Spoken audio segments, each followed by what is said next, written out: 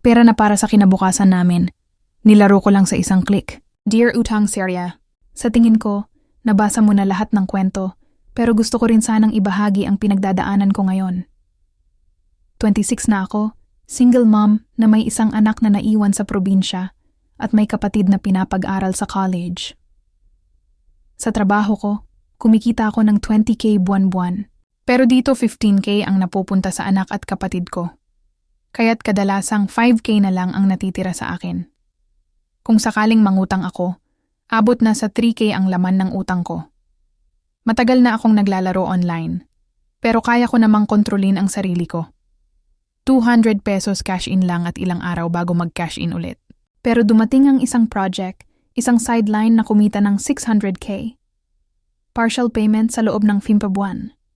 Sa 600K na yon, 500K ang napunta sa mga magulang, anak, at kapatid ko.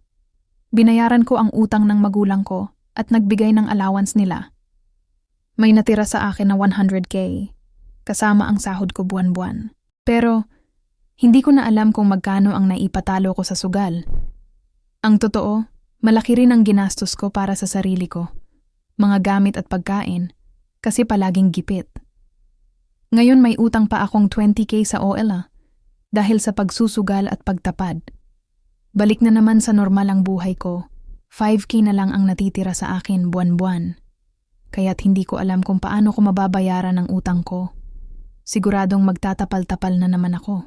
Sobrang bobo ko kasi binigyan na ako ng pagkakataon ni Lord para baguhin ang buhay ko. Pero hindi ko pa nagawa.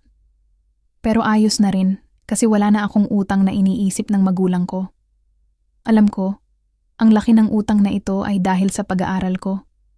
Pakiusap, itago mo ang aking pagkatao.